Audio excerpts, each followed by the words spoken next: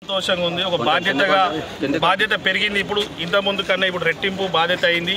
ఎందుకంటే ముందు కామన్ గణేష్ ఉంటే అందరు గణేష్ ఉంటే ఇప్పుడు వాళ్ళందరూ ఆశీర్వదించి నాకు వారికి సేవ చేసే అవకాశం కల్పించారు.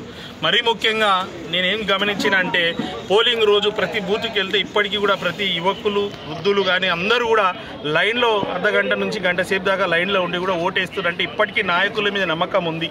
ఇప్పటికీ చాలా చేంజ్ వస్తుంది, డెవలప్మెంట్ అవుతుందని ఆశిస్తున్నారు. కానీ గతంలో అలా లేకుండే కాబట్టి వాళ్ళ ఆశలకు అనుగుణంగా వాళ్ళు ఏదైతే ఆశిస్తున్నారో ఆ విధంగానే వ్యవహారం ఉంటుంది. ఇంతమంది ఓటేసి మమ్మల్ని గెలిపించినందుకు వారికి ధన్యవాదాలు. ఈ పోటీ చేయడానికి అవకాశం ఇచ్చిన గౌరవ ముఖ్యమంత్రి రేవంత్ రెడ్డి గారికి హృదయపూర్వక ధన్యవాదాలు. ఈ యొక్క ఎలక్షన్లో సహకరించిన గౌరవ మంత్రివర్యులు పొంగులేటి శ్రీనివాసరెడ్డి గారికి, ముఖ్యంగా సొంత తమ్ముడు పోటీ చేసి ఎంత కష్టపడాలనో అంత కష్టపడి ఈరోజు గెలుపుకు ప్రధాన బాధ్యత అయిన మైనంపల్లి హనుమంత్ అన్న గారికి, సీఎం గారి తమ్ముడు కృష్ణారెడ్డి అన్న గారికి, రఘునాథ్ యాదవ్ గారు మాకు ఇన్ఛార్జిగా ఉండి వారు కూడా చాలా కష్టపడ్డారు. వారందరికీ ధన్యవాదాలు. ముఖ్యంగా బీఆర్ఎస్ నుంచి బీజేపీ నుంచి చాలామంది జాయిన్ అయ్యి సహకరించిన నాయకులకి, కాంగ్రెస్ పార్టీ నాయకులకు, కార్యకర్తలకు అందరికీ హృదయపూర్వక ధన్యవాదాలు. మరీ ముఖ్యంగా కంటోన్మెంట్ ప్రజలకి ధన్యవాదాలు. నా కష్టాన్ని చూసి కాంగ్రెస్ పార్టీ ప్రభుత్వ పాలన చూసి ఓటేసి మనం గెలిపించినందుకు మరొకసారి ధన్యవాదాలు.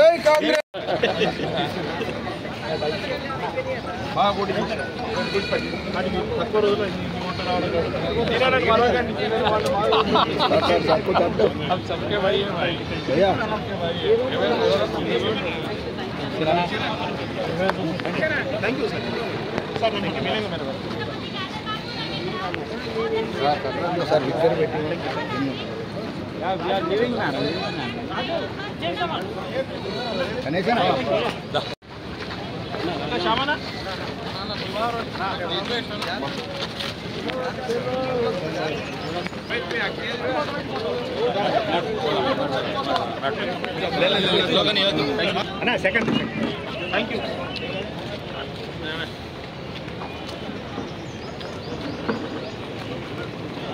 मेरा भाई बीजेपी में रहता कहाँ रहता क्या होता, वोट तो मेरे को ही डालना